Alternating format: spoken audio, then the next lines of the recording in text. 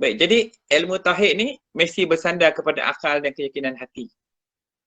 Hak awal ni hak ilmu yakin ni dia kena ada pada akal dulu. Dia kena bersandar pada akal sebab akal lah satu-satunya peluang manusia itu untuk kenal akan Allah Subhanahu Wa Taala. Peluang ni, chances dia. Maka dia kena bersandarkan kepada akal tu dulu.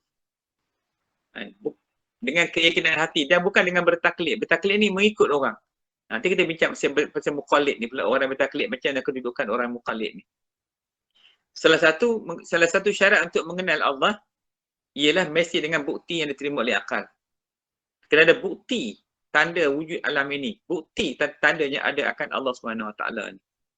Jadi Allah tu tidak boleh dikenal dengan panca indera. Panca indera kita adalah pada panca indera manusia. Kenapa? Allah bukan benda yang boleh dilihat, dihidu ataupun dirasa. Dirasa dengan tangan, dirasa begitu maksud, bukan rasa dengan hati. Dengan hati ya. Allah dapat dikenal dengan rasa hati. Itu lain. Tapi ini dengan panca indera yang bersifat apa? Rasa dengan tangan, dilihat, dihidu, begitu. Maka mengenal Allah adalah dengan akal. Peringkat awal ni dengan akal dulu. Jadi ingatlah bahawasanya semasa sakaratul maut kelak. Ni nak perintah ni nak peringat.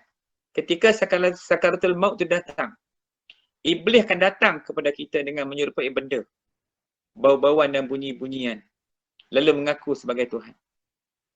Iblis tu ketika seorang tu nazak, maka dia pun datang dengan menyerupai benda. Macam-macam lah benda. Kalau orang tu suka rumah, dia bawa rumah.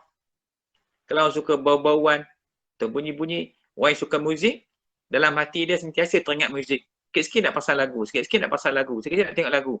Maka Iblis akan datang bawa bunyi yang dia suka tu. Bunyi apa dia bawa? Mungkin bunyi itu daripada apa ni, Gegar Vaganza ke, contoh. Ada daripada siapa artis tahun ini yang dapat artis terbaik ke, lagu apa yang terbaik. Bunyi-bunyi yang suka main muzik, suka apa, dia akan bawa ikut apa yang kita suka. Sebab tu kematian ni yang paling bahaya. Orang kematian ni dia mengikut apa yang kita suka tu. Memang kita solat, kita buat yang baik, tapi dalam mati yang sama kita suka benda maksiat. Maka dia akan bawa benda yang kita suka tu. Sebab tu tak boleh diajar hati kita ni. Tak boleh diajar untuk menyukai benda yang tak elok. Yang Allah larang, Nabi larang tu tak boleh. Dia kena tak benci kat situ. Bukan tak suka. Kita tak kesukaan kita. Kita nak juga nak dengar, juga nak tengok juga. Kalau daripada kecil dulu, budak-budak tu tak apalah, budak-budak. Dia dah sampai, dah peringkat naik 30. Naik 40. Naik 50. Naik 60, aku teruk lagi. Tengok perangai kadang orang tua. Kau 60, kau seronok lagi benda lagu tu. Orang peringkat 50-60 ni peringkat dah kena tinggal dah dunia tu. Benda-benda seronok-seronok tu bukan boleh duduk layan lah. Pasal kita dah dekat dengan mati.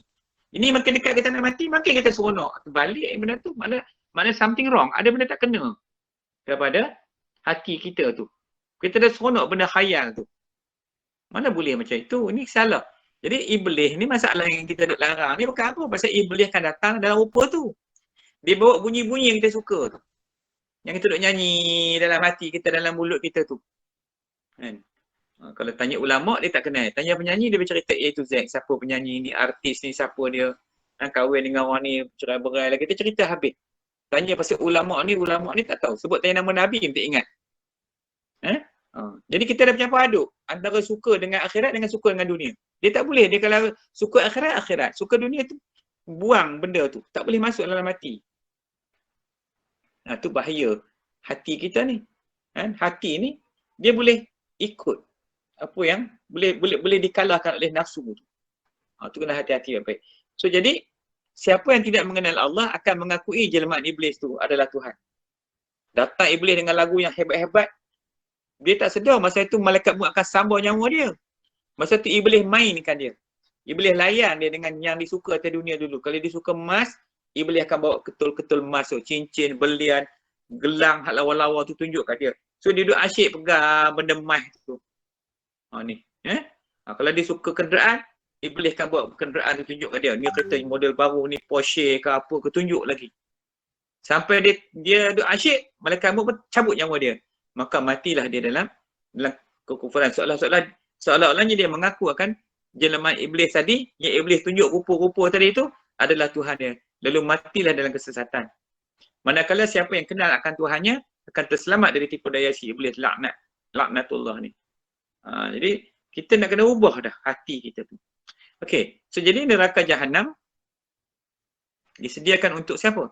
Untuk manusia dan jin yang akan dikurniakan akal tetapi enggan berfikir tentang Tuhan mereka iaitu Allah.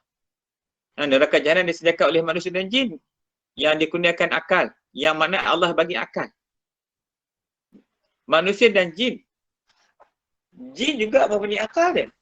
Betul, jin juga boleh berfikir. Jin boleh tipu orang. Jin boleh buat macam-macam. Jin juga kena tanggungjawab atas akal yang Allah bagi. Tetapi oleh kerana mereka ni enggan, menjadi enggan untuk berfikir tentang Allah, tentang Tuhan, maka mereka jadi kufur dengan Allah. Maka dikatakan kepada mereka itu, kafirlah mereka. Sebab kufur itu adalah perbuatan bagi orang-orang yang kafir. Maka jadi kafirlah mereka itu kerana enggan mereka berfikir tentang Tuhan. Begitu nah. So ni tentang akal yang kita boleh bincang sikit, sambung yang semalam. Yang semalam kita bincang, akal ni adalah suatu sifat yang Tuhan jadikan yang membolehkan kita memikirkan akan ilmu nazariyah, yang ilmu kena fikir. Dan akal tu membezakan kita daripada haiwan. Dan dengan akal tu terbitlah beberapa manfaat untuk kebahagiaan kita di dunia. Dengan akal tu. Itu kita bincang semalam. Semalam ni saya tambah sikit lagi, iaitu tentang akal ni tadi. So jadi, janganlah kita gunakan akal kita tu untuk menyukai benda yang Allah larang. Sebab apa? Bila kita buat benda yang Allah larang, maka iblis akan datang berkawan dengan kita. Kita duduk dengan bunyi-bunyian, duduk dengan irama, muzik-muzik, dah jelas dah, kita dah tahu dah. Iblis akan datang, confirm, garanti 200%. Ni bukan tak ada garanti, ni garanti. Bila kita duduk dengan Al-Quran, iblis tak duduk kat situ, malaikat duduk kat situ. Kita duduk dengan majlis zikir, malaikat duduk bersama kita, iblis lari. Tapi duduk dengan benda maksiat, dengan bunyi-bunyian, dengan bau-bauan benda-benda yang iblis suka, maka garanti iblis akan datang duduk dengan kita. Kita dah tahu dah benda ni. Tapi kita taklah iblis tu, dia apa ke dia. Kita nak layan keseronokan kita dengan bunyi-bunyi lagu-lagu irama dan sebagainya tu. Dahsyat tarikan ni. Ni cukup bahaya ni. Itu tadi saya kata kalau umur 30 tak apa lagi. Kalau dah nak 50 dah, rumah pun dah hala hari-hari, dia duk seronok lagi dengan lagu tak habis lagi. Rumah kata pergi, kubur kata mari. Hari-hari. Setiap 15 minit malaikat maut datang. Setiap 15 minit malaikat maut datang duk tengok. Duduk seronok lagi. Duk melayan lagi lagu-lagu dan irama ni kan. Dengan benda hiburan lah. Hiburan, enjoy sana, enjoy sini. Tak kisahlah, hiburan ni banyak benda. Apa saja yang melalaikan daripada mengingatkan Allah Subhanahu Wa Taala. Kena ingat ni umur yang muda tak apa, ni umur dah tua dah. Umur 40, Imam Syafi'i dah pegang tongkat dah. Dia masuk bila umur 40 tu dah kita kehidupan dah kena arah ke akhirat dah, bukan lagi duduk dengan benda dunia tu. Malah kena perbanyakkan benda akhirat. Hari-hari kena timbang, tara tengok. Kita duduk di rumah ke di mana ke, apa kita buat hari ni? Banyak dunia, banyak akhirat. Banyak dunia, banyak akhirat. Masa untuk fikir, untuk kita kembali kepada Allah